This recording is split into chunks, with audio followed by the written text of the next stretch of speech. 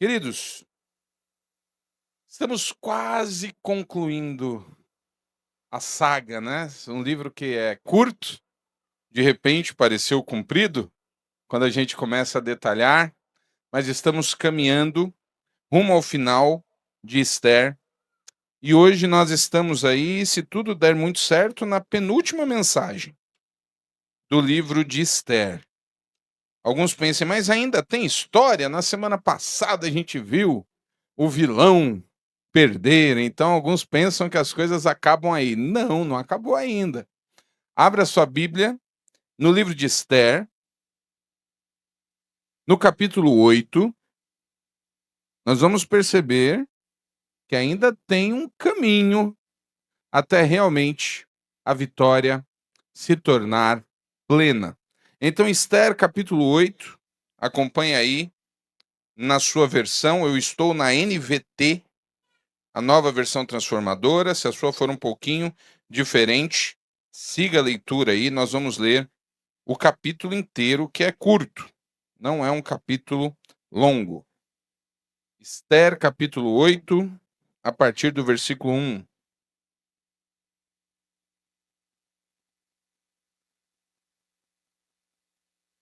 Diz assim a palavra do Senhor. Naquele mesmo dia, o rei Xerxes entregou à rainha Esther os bens de Amã, inimigo dos judeus. Então Mardoqueu foi trazido à presença do rei, pois Esther havia contado ao rei que ele era seu parente.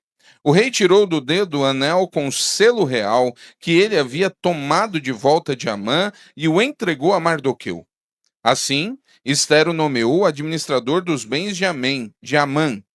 Então Esther voltou a apresentar-se ao rei e, caindo aos seus pés, suplicou com lágrimas que ele cancelasse o plano perverso de Amã, o agagita, contra os judeus. Mais uma vez o rei estendeu o cetro de ouro para Esther. Ela se levantou e ficou de pé diante dele. Disse ela: Se parecer bem ao rei, se conto com o seu favor, se o rei considerar correto e se tenho agradado, que seja publicado um decreto anulando as ordens de Amã, o filho de Amedata, o Agagita, para aniquilar os judeus em todas as províncias do rei. Pois como eu suportaria ver meu povo passar por tal calamidade? Acaso poderia assistir à destruição da minha família?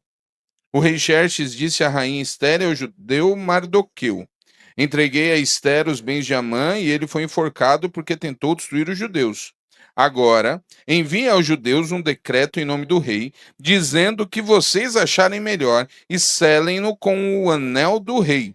Lembrem-se, porém, de que o que já foi escrito em nome do rei, selado com seu anel, não pode ser revogado.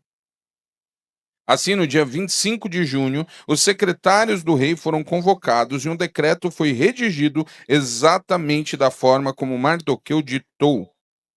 O decreto foi enviado aos judeus, aos mais altos oficiais do rei, aos governadores e aos nobres de todas as 127 províncias, desde a Índia até a Etiópia. As ordens foram redigidas na escrita e na língua de cada povo do império, incluindo a dos judeus. Mardoqueu escreveu o decreto em nome do rei Xerxes e o selou com o anel do rei. Enviou as cartas por mensageiros montados em cavalos velozes, criados nas estrebarias do rei. O decreto do rei concedia aos judeus de todas as cidades autoridade para se reunirem e defenderem a sua própria vida. Permitia que destruíssem, matassem e aniquilassem qualquer exército de qualquer nacionalidade ou província que os atacasse ou aos seus filhos e esposas. Também permitia que tomassem os bens dos seus inimigos. A data marcada para que isso acontecesse em todas as províncias do rei Xerxes era 7 de março do ano seguinte. Uma cópia do decreto devia ser publicada como lei em cada província e proclamada a todos os povos, a fim de que os judeus estivessem preparados para se vingar de seus inimigos na data marcada. Por ordem do rei, os mensageiros saíram a toda pressa, montados em cavalos velozes, criados nas estrebarias do rei. O decreto também foi proclamado na fortaleza de Suzã. Mardoqueu saiu da presença do rei, vestido com trajes reais em azul e branco, uma grande coroa de ouro e um manto de linho fino e tecido vermelho. E o povo de Suzã comemorou alegremente o novo decreto. Os judeus se encheram de felicidade e alegria, foram honrados em toda parte. Em cada província, cidade, em cada lugar aonde o decreto do rei chegava, os judeus se alegram muito e comemoravam com grandes banquetes, festas e feriados. Muitos que pertenciam a outros povos do império se tornaram judeus, porque temiam que os judeus pudessem fazer com eles. Fim deste capítulo. E aqui nós temos algumas coisas muito interessantes. Esse é um capítulo que mostra e celebra como Deus age. E uma expressão que nós poderíamos usar muito bem para esse capítulo e para o próprio livro, é um livro que mostra, esse é um capítulo mostra que não importa o tamanho das muralhas que se levantem, Deus tem o poder de derrubar as mais intransponíveis muralhas. Essa é uma história que, ou quando a gente faz uma comparação dessa, talvez a nossa mente vá para outro texto bíblico, lá em Josué, quando a terra prometida começa a ser conquistada, quando as muralhas de Jericó, famosas, caem. Música bem conhecida aí das crianças, daqueles que cresceram na igreja, é Vem com Josué lutar em Jericó e as muralhas vão cair ou ruirão no final, né? Deus é um especialista nisso. E esse é um capítulo que vai reforçar que Deus tem o poder sobre todas as coisas. Agora, no começo do culto, antes de começar o culto, o irmão me procurou e falou assim: pastor, a coisa está difícil. Está complicado. Existem fases na nossa vida que as coisas definitivamente parecem estar muito complicadas. Situações em que nós observamos e aparentemente nós não vemos solução alguma. E esse livro é repleto dessas situações. Quando a narrativa do livro começa, Esther não é absolutamente ninguém. O livro começa a narrativa no palácio, no centro do poder mundial. E as coisas acontecem de maneira muito estranha ali. Esther e o seu tio, Mardoqueu, ou melhor, como se fosse um primo, né? Eles são judeus, eles são de terra estranha. Eles estão ali como aqueles que não voltaram, eles vieram, o povo veio como no exílio, como exilados da Babilônia. O povo já havia retornado e muitos continuaram na terra.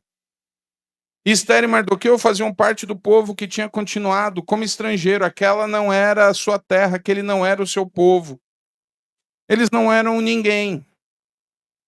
E o texto vai narrando e mostrando como Deus vai moldando a história. Como essas pessoas vão se transformando. Esther, que era uma jovem órfã e tinha sobre si um grande decreto de morte e de vida ruim, se torna rainha. Há dois capítulos para trás, entre o capítulo 5 e o capítulo 6, nós vemos um plano absolutamente perverso e muito bem sucedido, de destruição total do povo judeu. Um coração vingativo, amargurado, que tem um poder de fala, um poder de conseguir agradar ao rei e fazer com que o rei se torne alguém capaz de cumprir os seus próprios desejos. E o povo está condenado. No domingo passado, nós vimos como Deus, de maneira absolutamente brilhante, soberana, mudou toda a história através de uma insônia. Olha só que interessante. E aí nós temos o capítulo 7, um capítulo maravilhoso, um capítulo onde o inimigo ele é revelado, onde ele é condenado. O final do capítulo 6 é ele fazendo uma forca para matar Mardoqueu, feliz da vida. E no final do capítulo 7, quem morre nessa forca é ele, Amã. Aí a gente pensa, tudo resolvido, final da história, e viveram felizes para sempre. E o capítulo 8 nos mostra que não é bem assim. Mas é um momento em que Deus mostra de maneira clara como o poder está em suas mãos. Porque sim, por mais alta que seja a muralha diante do Senhor, ela pode cair. Por pior que possam parecer os nossos problemas diante do Senhor, eles podem ser resolvidos. Porque o Deus que nós servimos é o mesmo Deus que conduziu essa história. Mas qual que é o grande problema que ainda tem aqui? O capítulo abre de maneira linda. O rei está concedendo a Esther tudo o que era do seu inimigo. Ela revela finalmente que Mardoqueu é seu parente. O rei não sabia até então.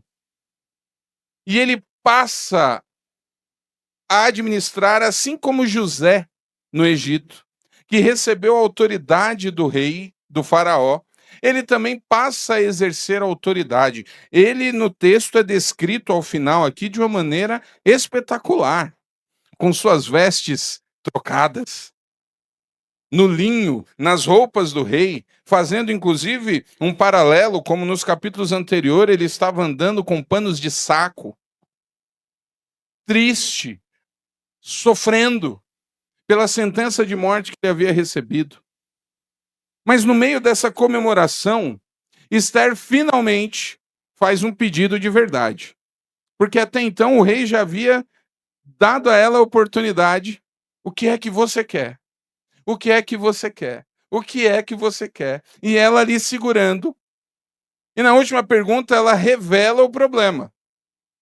Mas ela ainda não havia dito o que ela queria. Se você observar bem, você vai ver que no capítulo anterior ela diz qual é o problema, mas ela não dá a solução ainda. Depois que Amã é preso e executado, aí ela entende que é a hora de pedir o que ela quer. E o que é que ela quer? Que o rei cancele o decreto de morte. É óbvio. O grande medo que ela tinha era qual? Que os judeus morressem, porque o decreto, relembrando aqueles que não acompanharam ou que não estão lembrando, o decreto era de que no dia específico, que nós temos aqui no texto, 7 de março, os judeus poderiam ser literalmente destruídos. Todo aquele que se levantasse contra o judeu por qualquer questão tinha o direito de matar e de tomar absolutamente tudo que era deles. Algo que acabou acontecendo no século XX, na Segunda Guerra Mundial, quando os judeus foram dizimados na Europa e tudo que era deles passou para aqueles que os executaram. Era uma sentença de morte. Todos poderiam se organizar. A gente está falando aqui de todo o Império Persa. Eram muitos lugares, e os judeus então começaram a ter uma sentença de morte nas suas cabeças. Imagina o clima.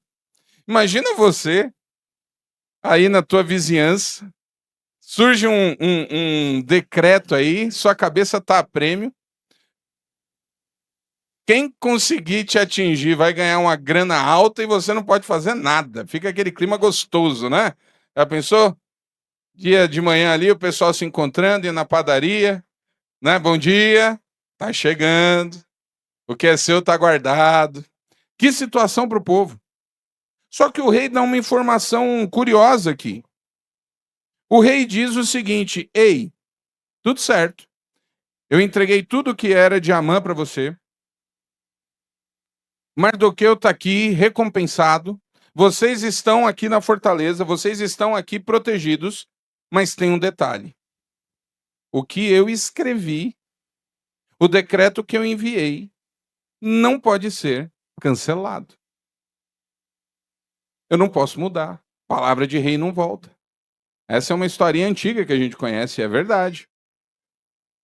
E aí nós começamos a visualizar como Deus faz as coisas E o fato de Deus não fazer da maneira como nós esperamos não significa que ele não está agindo. Preste bem atenção nisso. Eu estou frisando nas últimas semanas e eu quero que você preste muito atenção e lembre-se disso. O fato das coisas não acontecerem como planejamos, como programamos ou como pedimos a Deus, não significa que ele não está agindo. Qual era o pedido da rainha? Cancele o decreto. O rei olha para ela e diz: não posso cancelar.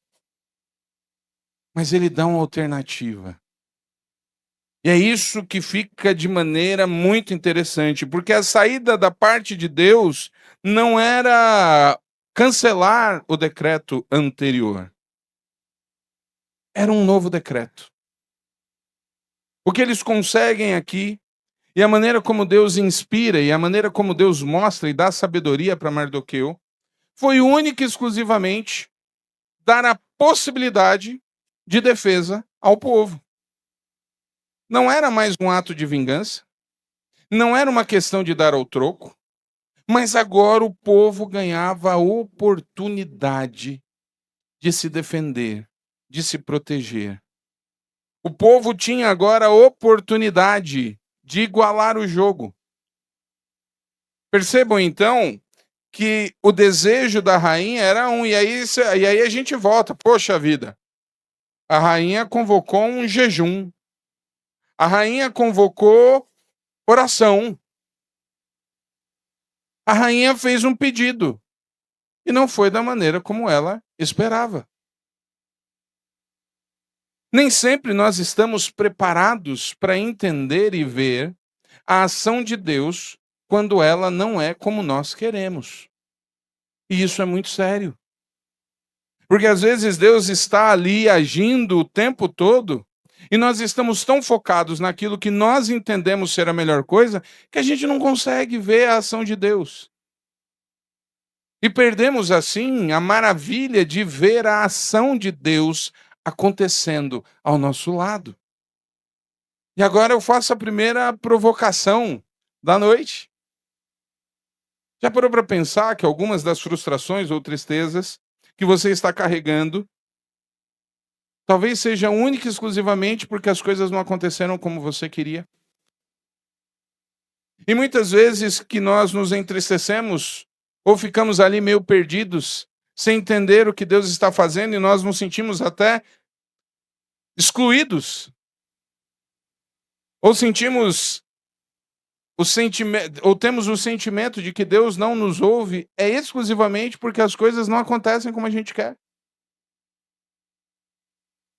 Existe um grande problema em não nos lembrarmos constantemente que a vontade dita no texto bíblico, boa, perfeita e agradável, é apenas a vontade do Senhor. Na verdade, o texto bíblico vai lembrar que o nosso coração é o quê?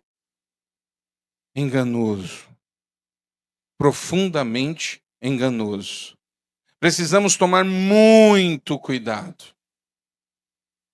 Precisamos desenvolver um hábito real, um hábito diário, de submeter aquilo que queremos e que estamos fazendo ao Senhor. Termos a coragem de perguntar: Senhor, eu queria muito esse negócio aqui, mas o Senhor quer isso? O que nós observamos é isso, a ação de Deus, a saída de Deus foi um novo decreto. Deus não apaga a história. É isso que é importante nos lembrarmos. Ele não está ali para mudar a história para nossa vontade ou para o nosso próprio uso. Deus não apaga a história, mas o que a gente vê no texto bíblico é ele redirecionando a história. O Deus que nós servimos, ele é um Deus que redireciona, ele corrige rotas. Aqueles que gostam ou usam sem gostar, né? Os GPS, tem aquele redirecionando, recalculando rota. Quando você não conhece bem o lugar, você passa a entrada às vezes a internet não é boa, às vezes tem um certo delay, e aí você passa pela rua e era para você ter entrado na rua. Aí aparece um negocinho ali, né? Recalculando rota, né? Para quem gosta de ter a narração. E aí aparece um novo caminho. E tem gente que briga com o GPS, né? E aí fica fazendo um caminho completamente diferente, o coitado do GPS fica o tempo todo recalculando rota, recalculando rota, recalculando rota, né? Tem gente que tem essa questão, eu não sei por que usa, né? Eu conheço pessoas que não confiam e não querem, beleza. Agora tem gente que coloca lá e ainda põe com áudio ligado, já quem anda muito de Uber, né? Já viu essa situação, Uber vire a próxima à direita, ele passa. Recalculando rota. E aí esse recalculando, ó, o negócio vai longe. Às vezes a gente está igual o motorista, né? Deus está apontando, vire à direita, e a gente é que vai arrebentando o caminho todo. Mas o Deus que nós servimos não é derrotado nunca. Não é derrotado nunca. Os caminhos vão sendo reconfigurados. Mas o nosso coração precisa estar preparado para quando ele diz não, ou para quando ele faz algo completamente diferente. Mas lembrando, sim, da maneira do Senhor, as muralhas caem. E quando a gente observa o que acontece nessa história, quando a gente para pensar o que é que podem ser as muralhas, e aí nós elencamos rapidamente os problemas que nos cercam. E aí cada qual tem a sua situação de vida. Cada um tem a sua luta ou aquilo que está passando. E é provável que toda vez que eu falo de muralha cair, você esteja lembrando de um problema que você está passando. Mas a primeira coisa que Deus faz para reconfigurar uma rota, para redirecionar uma rota, é redirecionar o coração dos seus filhos. E aí a gente começa a observar que não existe ninguém, presta atenção nisso, não existe nenhum personagem bíblico que tenha sido abençoado por Deus, que tenha sido usado por Deus, que não tenha passado por momentos em que Deus literalmente quebrou o seu próprio coração. Nós nos lembramos de infinitos heróis. Nós temos uma lista de heróis da Bíblia, de pessoas com histórias incríveis. Mas todos eles passaram por momentos em que Deus precisou modificar o coração, aprimorar. As primeiras muralhas que precisam cair nas nossas vidas não são necessariamente os motivos que nós colocamos diante do Senhor, mas é o nosso próprio coração. A primeira coisa que Deus trabalha na vida daqueles que Ele está guiando é a própria vida. E nós temos muita dificuldade em entender que algumas coisas precisam mudar primeiro em nós. As primeiras muralhas, ou a primeira muralha que precisa cair para que Deus haja completamente nas nossas vidas, chama-se vontade própria. Ou, de maneira mais próxima para os mais íntimos, teimosia. Nós temos o poder de sermos infinitamente teimosos. Não é para você pensar naquele que você acha que é teimoso, não, viu? Deus está vendo. É para você pensar no seu coração. Aí você deve estar pensando, né? A esposa está, oh Deus, fala no coração desse teimoso que é o meu marido. Não, olha para o seu primeiro. Todos nós temos um grau de teimosia, nós insistimos naquilo que queremos fazer. E a primeira coisa que Deus faz é trabalhar isso nos nossos corações. Os personagens do livro são trabalhados no decorrer do tempo. Inclusive aqueles que não são aí, né? Aqueles que vão ser só usados. O próprio rei passa por algumas quebras no livro. O livro abre com um rei absolutamente orgulhoso, vaidoso.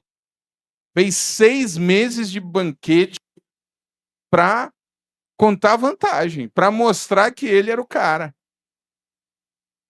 Quando ele vai encontrar, ou quando ele chega no ponto de encontrar Esther, já passaram-se alguns anos e ele já passou por algumas derrotas humilhantes.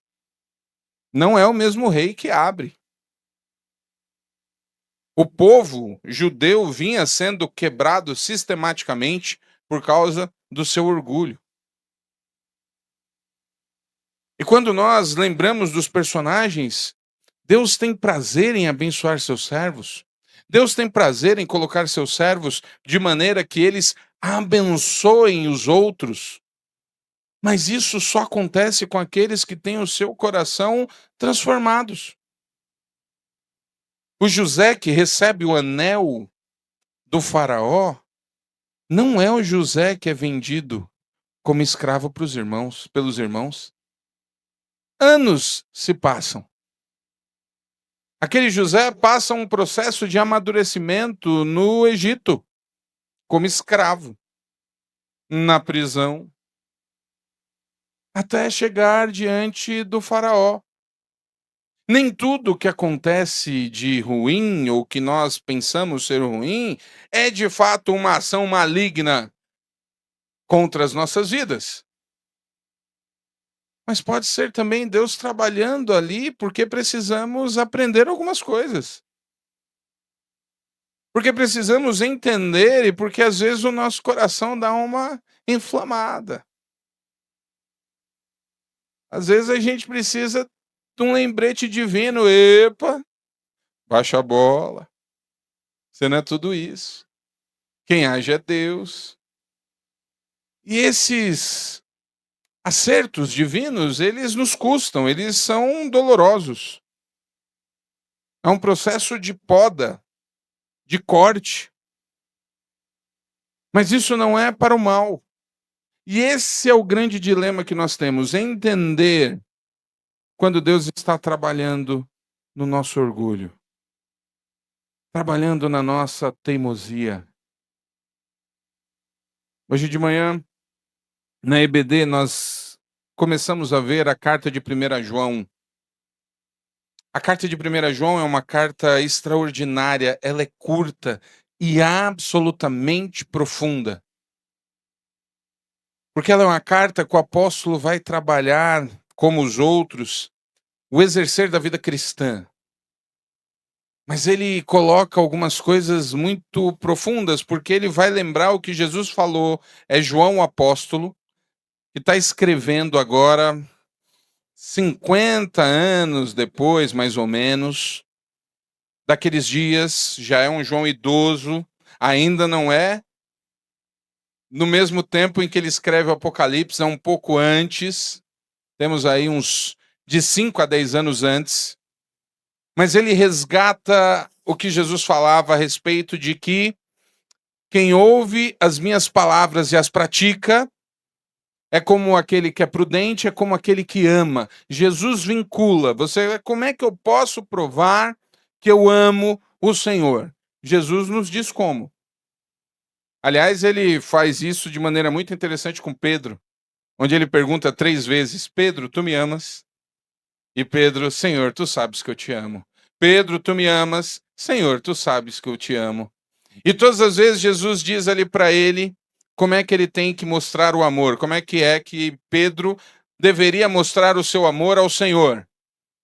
Apacenta as minhas ovelhas. Deus está dizendo para Pedro: se você me ama, me obedeça. Cuide das minhas ovelhas. O que Jesus fala em seu discurso, em sua vida, para os discípulos e para todos, é que aquele que ama ao Senhor, obedece ao Senhor. A obediência é a grande resposta de amor que o Senhor espera em toda a Bíblia. Qual é o grande sinal que o povo precisava dar a Deus como sinal de amor? O que é que Deus pedia? O Antigo Testamento inteiro. Obediência. Eu serei o seu Deus e vocês serão o meu povo se vocês me obedecerem. Simples assim. Obediência. E aí o que nós vamos percebendo, o que nós vamos observando, é que o grande problema que nós temos é exatamente nisso. É obedecer o que o Senhor deseja. Então vira uma briga na nossa vida inteira, em todas as áreas. É como se Deus dissesse, vai por aqui, eu não quero ir por aqui. A gente acabou de orar pelos adolescentes. Talvez os maiores conflitos aconteçam entre pais e filhos na adolescência. A adolescência é a fase onde os filhos realmente colocam em xeque tudo o que eles receberam. Não quero assustar quem ainda não é pai de adolescente, tá? Calma, que é muito bom. É bênção também. Mas quando é criança pequenininho, é um instinto. É só o instinto. Já tá ali. Você diz, não pega isso. Aí a criança olha, vai lá e pega, olhando para você e rindo. É instinto. Sendo mais radical, eu diria, é o pecado que está ali mostrando, né? Porque Deus disse, não come isso aqui. O que é que fizeram? Comeram. Mas na adolescência não é só instinto.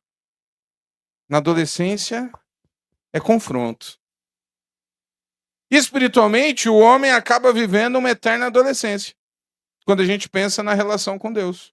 Esse é o maior problema. Porque Deus está o tempo dizendo, filho, vai por aqui. E aí a humanidade adolescente, não, eu quero ir por aqui. E aí a coisa vai se complicando. E é isso que Deus vai tratando nos seus servos. Então Deus vai modificando o coração, o pensamento, ele vai sendo modificado por aquilo que a gente passa. Existem situações que não tem jeito, assim como é com os nossos filhos, em determinado momento a gente precisa deixar os filhos terem as suas próprias experiências. Porque não é possível ter pleno aprendizado se não tem experiência, se não tem prática. Você pode virar um expert na teoria, mas se você não tiver a prática, a coisa complica. Então tem coisas e tem experiências. De vez em quando eu fico vendo o resultado, e esses últimos dias nós tivemos aí divulgado o relatório sobre aquele acidente de avião da Voipaz, né? Aquele avião que caiu em parafuso. E é muito interessante observar as conclusões que eles chegam nos acidentes aéreos. Então, por incrível que pareça, parece até contraditório, né? O modo de transporte mais seguro que nós temos realmente é o avião. E tem gente que morre de medo de andar de avião. Porque é infinitamente mais traumático quando dá um problema. Não se discute isso. Mas a segurança ou a mecânica de quando acontece um acidente e como aquilo influencia na segurança dos voos é impressionante. Mas na maioria das vezes nós observamos um detalhe, existe lá uma questão que diz: os pilotos não estavam preparados para a questão prática, ou não souberam de maneira prática executar aquilo que haviam sido treinados. Algumas situações que são muito raras de acontecer, de maneira que os pilotos realmente não estavam preparados para aquilo, não souberam executar, mesmo no manual estando lá tudo certinho, não tinha prática. Então a grande questão e o grande desafio é porque a gente precisa deixar às vezes os nossos filhos apanharem um pouquinho. Porque enquanto a gente está dizendo, filho, não faz isso, ele acha que deve fazer. Que é algum tipo de situação que a gente que não quer, e aí precisa passar por determinadas experiências para entender que de fato não deve fazer aquilo. É do ser humano. Então existe sim, Deus age nas nossas vidas, nos permitindo passar por determinadas situações para que possamos amadurecer, para que o nosso coração seja quebrantado. Queridos, não tem como se quebrantar sem quebrar. A palavra diz quebrantar. Algo precisa ser quebrado. Nós cantamos hoje duas canções lindas. Uma muito famosa, do refrão que todo mundo conhece, até quem não é crente. Quebra meu orgulho. Não é isso que a gente cantou há duas músicas atrás? Ah, Jesus, quebra meu orgulho. Você faz ideia do que você está pedindo quando pede para o Senhor quebrar o seu orgulho? É renúncia. Jesus nos mostrou isso e João resgata na sua carta. Quando ele lembra sobre essa questão da prática, sobre a questão da santidade, da obediência, do amor. 1 João fala muito sobre isso. Hoje de manhã, na classe, teve um momento muito interessante, a gente falando sobre essas questões. É engraçado como a gente não vincula determinadas situações. Nós vivemos num mundo em que as pessoas gostam de espiritualizar muita coisa. O pessoal até riu quando eu falei isso na classe. Mas olha só como às vezes a gente não pensa direito nas coisas. Existem igrejas, existem lugares em que eles acham demônio para tudo. É o demônio da dor de cabeça, é o demônio da dor na perna, é o demônio disso, é o demônio daquilo, tem que orar por libertação, é o demônio que está na TV, é o demônio que está não sei aonde, demônio para tudo. O pessoal faz ranking, dá nome, tem livro escrito. Eu não sei onde o pessoal descobre o nome de tanto demônio. Não sei de onde surge. A Bíblia vai ter uns 3, 4 nomes só, né? Tem nome para tudo. Não sei aonde descobrem isso. Não é na Bíblia, então eu fico na minha, eu vou na Bíblia. Mas existe, e aí associa situações. Associam pecados às legiões e falam isso aí é demônio. Você precisa fazer isso e aquilo, é libertação. Mas a Bíblia realmente atribui, existe um pecado em que tem uma atribuição clara com uma questão espiritual. E é um pecado que a maioria das pessoas nem coloca na conta. A gente se preocupa muito com algumas coisas aparentes ou coisas mais graves e acha que algumas coisas são pequenas. Tem duas coisas muito pequenas que as pessoas acham que é quase insignificante. Sabe uma coisa que o Novo Testamento inteiro está lutando contra? É fofoca. Fofoca é um pecado que machuca a igreja e os apóstolos todos estão lá denunciando fofoca. E uma coisa muito próxima com a fofoca é a mentira. Mentira é pecado. Mentira é pecado. E esse é o único pecado que nós temos uma associação direta com uma questão espiritual. Como assim, pastor? Eu não estou lembrado. Você lembra quem o texto bíblico diz que é o pai da mentira? Quem é o pai da mentira? Fica com medo. Não, pastor, eu não gosto de falar essas palavras, pastor. Essas palavras a gente fala. Tem gente que não gosta, tem medo. Quem é o pai da mentira? O diabo. Meu querido, a Bíblia deixa bem claro que a mentira, que o diabo é o pai da mentira, que a mentira é pecado. Se a mentira é pecado e o pai da mentira é o diabo, quando você mente, tu é filho de quem? Ficou com medo de falar. Já parou para pensar nisso? Tem gente que ainda fala assim, mas uma mentirinha aí não tem problema não, isso é para salvar o relacionamento. Tu já parou para pensar nisso? Você está salvando o seu relacionamento com uma mentira, e a Bíblia diz que o diabo é o pai da mentira. Então a gente se preocupa com um monte de coisa, e tem gente expulsando demônio de dor, de tudo quanto é coisa. E algo tão sério que é a mentira, eu não vejo ninguém expulsando o demônio da mentira. E aliás, o pai da mentira não é um demônio. O pai da mentira é o próprio diabo. Isso é sério. Isso é pesado. E tem pessoas que falam abertamente que são ali, mas isso aqui é só um probleminha, eu tenho dificuldade mesmo com isso. Meu querido, tem que mudar. Então, sim, o Senhor trata o nosso coração, inclusive essas coisas. E enquanto não cair a muralha da tua própria vontade, da tua teimosia, as outras obras da parte do Senhor não vão vir. Para que você receba a bênção do Senhor de fato, você precisa estar com o teu coração preparado para isso. E aí sim, eu preciso dizer que existem coisas que demoram de chegar nas nossas mãos, porque a gente ainda não concluiu o processo. Pastor, como é que o senhor está dizendo isso? Uai, Quanto tempo o povo andou no deserto? Vocês lembram? 40 anos. O povo fez um trajeto que faria normalmente em 3 meses de caminhada. O povo demorou 40 anos. É porque o GPS divino estava com problema? Deus não conhecia o caminho direito? É porque o povo não estava preparado para entrar e conquistar a terra prometida. Presta atenção nisso. Presta atenção. Existem coisas que talvez você ainda não tenha conseguido, porque sim, você não está preparado. Porque o seu coração ainda não está sintonizado plenamente com Deus.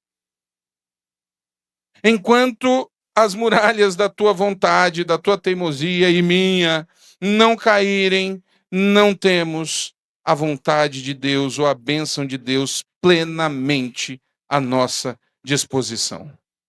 Isso é sério. Porque a gente tem a tendência a entender que o problema é o outro. A entender que quem está travando o processo é o outro. Mas pode ser o nosso coração. Como cantamos, pode ser o nosso orgulho que precisa ser quebrado. E assim nós temos muitos e muitos personagens que vão ser tratados por Deus. Moisés, Abraão, José, Davi, Jacó, Paulo, Pedro, todos foram tratados nas mãos do Senhor para estarem plenamente sintonizados com Ele.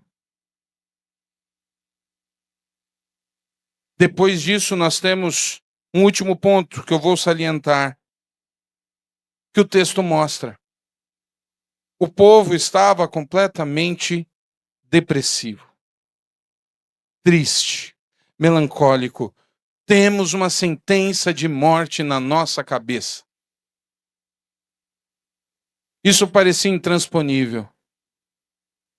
A parte final do texto que nós lemos foi que Deus quebrou a tristeza, a depressão, a melancolia. O povo se alegra novamente no final do capítulo. Sabe por quê? Porque o povo teve devolvido a eles a esperança. A esperança da vitória. A esperança da ação de Deus. A sentença de morte não havia desaparecido por completo. Mas novamente os olhos se abriram. Opa, nem tudo está perdido?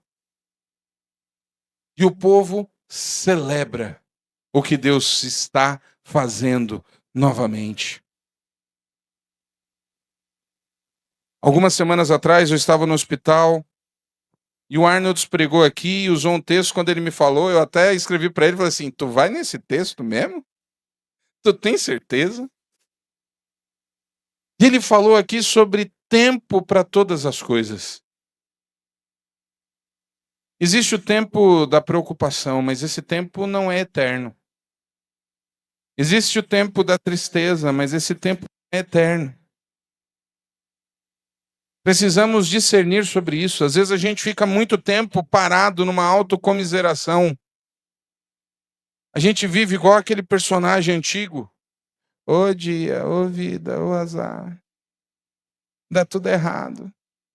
Nada dá certo. Lembra desse personagem? Eu não lembro o nome dele. Tinha uns ombrinhos assim, né? Ô dia, ô vida, ô azar.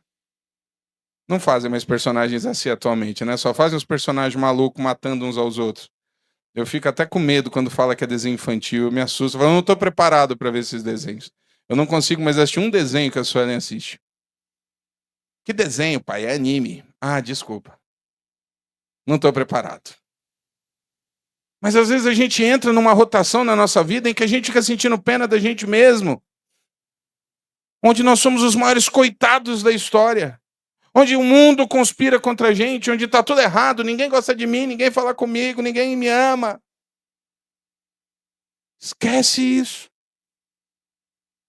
Não dá para ficar preso nesse negócio, não. Nós servimos um Deus que derruba muralhas. Um Deus que modifica a história. Um Deus que não tem a sua vontade vencida por ninguém. O rei mais poderoso da época fez exatamente o que Deus queria. Então não fica aí achando que você é um coitadinho, que o mundo se levantou contra você. Preste atenção no que Deus quer tratar no seu coração. Abra o seu coração e deixe Deus agir.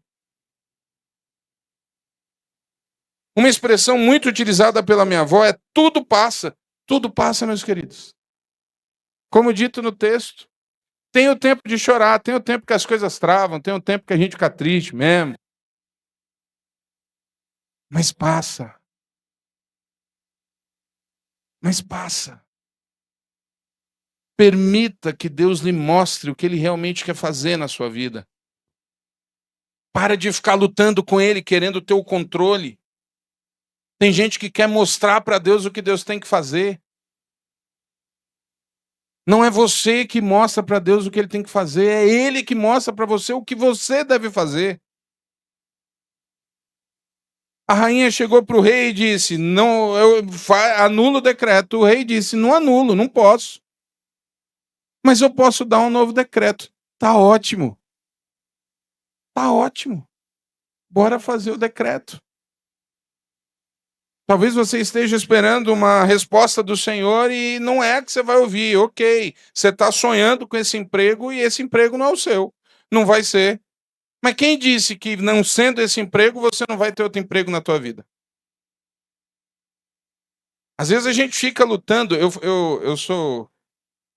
Aí os solteiros, os namorados, entendam o que eu vou dizer. Às vezes a gente fica lutando muito num namoro. E eu tenho uma frase que parece cruel, principalmente para quem não quer ouvir.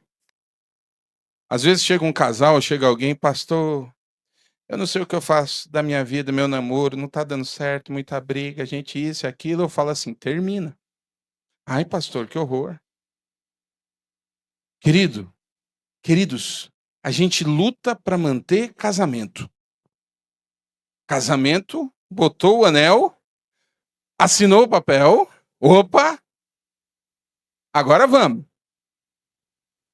Aí toda a luta vale a pena. Agora namoro. Brigam o tempo todo no namoro. Vai ficar lutando para quê? Qual razão disso? Não dá certo? Tá óbvio que não dá certo. Termina. Aí fica insistindo no namoro que vira briga. E por que vocês acham que o namoro que é briga o tempo todo, no casamento vai ser amor? Baseado no quê? No casamento a intimidade aumenta, piora. Nesse sentido do desacordo. Por que eu estou falando isso? Eu estou falando isso porque às vezes a gente fica lutando coisas que a gente não tem que lutar. E nós insistimos e queremos determinadas coisas. Então, desculpa, talvez a pessoa que você está aí lutando... Estou falando para quem não é casado, pelo amor de Deus. Semana que vem tem até jantar dos casais. Vai ser um momento mais romântico. Mas às vezes a gente fica aí, os jovens, adolescentes, jovens, lutando porque quer, a pessoa fulano de tal. Deus está te dando um livramento, meu amigo, minha amiga. E você lutando com ele. Eu quero. Deixa aí. Deus tem outra pessoa para você. A promoção, o aumento que você quer não veio agora. E Deus pode ter algo para você em outro lugar. É isso que eu estou falando. O fato de não termos e de não sermos recebidos ou não termos aquilo que a gente quer na hora, não significa que Deus não tem algo até mais incrível para as nossas vidas. Ah, pastor, eu estou aqui orando e acontece muito. E a gente faz os exames e aí fica ali buscando, que não seja, que não seja. A gente fica naquele desespero. E talvez o exame dê lá o que você não queria. E quem é que disse que Deus não vai atravessar com você essa doença? É disso que eu estou falando. Deus tem algo para todos nós aqui. E existem pessoas que atravessam vales muito pesados. mas que ao final tem testemunhos incríveis da ação de Deus. É isso que o livro nos mostra. Deus não atrasa nunca, Ele está sempre no tempo certo. E nenhuma vitória começa de outra maneira que não seja diante de um joelho dobrado. E não é possível dobrar joelho se os nossos corações não estiverem quebrantados. Portanto, o que nós vemos hoje é que Deus é um Deus que quebra e derruba muralhas. Ele fez isso com a rainha Esther. Ele fez isso com o povo, mas ele fez do jeito dele. E o que eu quero deixar para você esta noite é que você entenda que o poder é do Senhor. E somos nós que nos enquadramos nisso. Qual é a causa que você está enfrentando? Qual é a muralha que precisa cair? Mas o quanto o seu coração está quebrantado diante do Senhor.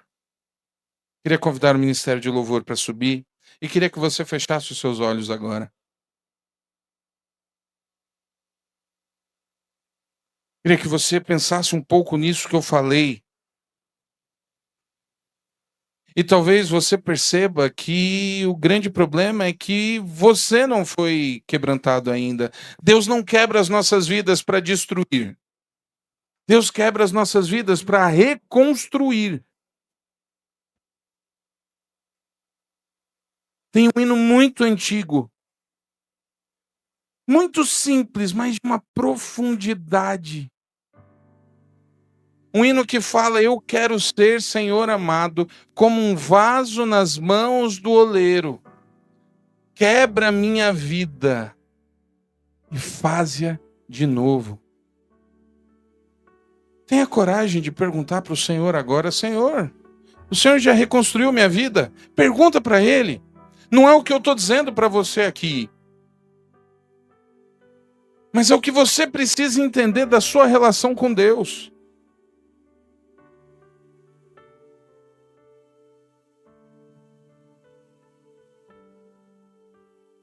Sua vida já foi reconstruída diante do Senhor? Se ela não foi, ela precisa.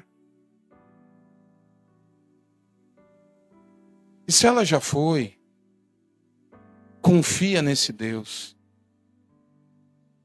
Tenha paciência de esperar no Senhor e veja o que Ele pode fazer na sua vida. Fale com Deus agora.